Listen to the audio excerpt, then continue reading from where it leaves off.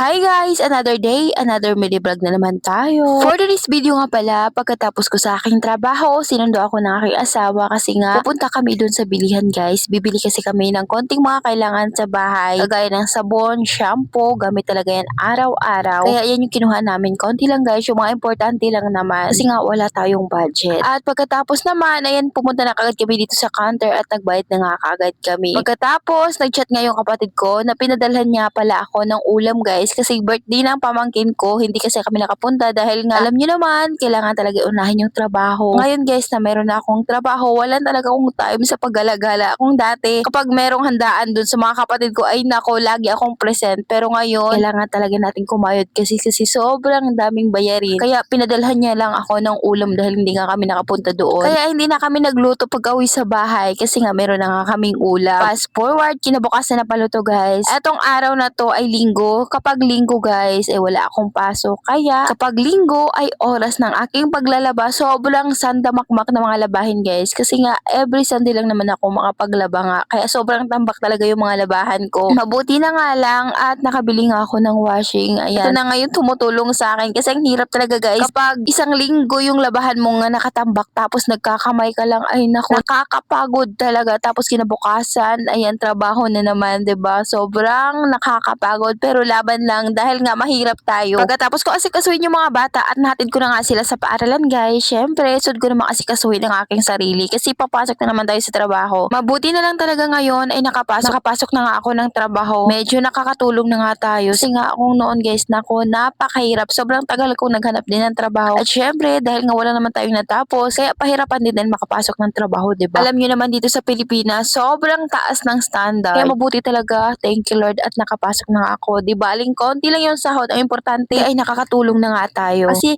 sobrang daming gastusin guys ngayon. Alam niyo naman, 'di ba? Sobrang mga mahal na mga bilihin kaya kailangan talaga natin kumayod. At ayun guys, pag uwi ko sa bahay dahil nga maaga naman akong nakauwi sa bahay, inasikaso ko naman yung aming ulam na yung mga bata guys. Ayan, nagsabi nga sa akin si kuya na nasira nga yung bag niya. Sabi ko nga sa kanya, kain ko na muna yung bag niya guys kasi nga wala pa nga kaming pangbili ng bago. Kaya pagtyagaan niya muna to dahil nga wala pa nga kaming pambili. Mabuti naman lang to sila guys, hindi naman sila mapili. Kapag yun sinasabi namin na wala muna, ay wala muna, hindi talaga nila pinipilit yun. Kaya ayun, tinahi ko na muna yung bag niya guys kasi nga susunod na araw pa namin siya bilhan ng bag kasi wala pa tayong perang ayun. Kaya habang nagluluto ako, tinatahi ko naman to etong bag niya guys. Pagkatapos, sinisilip ko rin yung luto ko, baka nga masunog eh, naku, wala tayong maulam. Araw-araw kailangan talaga natin ng multitasking para naman masabay-sabay matapos yung mga gawain natin sa bahay. At nung naluto na nga yung ulam, tinawag ko na yung mga bata. Pinahain ko na nga sila sa lamesa para makakain na nga kami. Pagkatapos namin kumain, ay nako, ako pa rin yung naghuhugas ng plato. Ang hirap kasi palagi tayo nag-uutos tapos tayo naman din yung gigilos, 'di ba? Kaya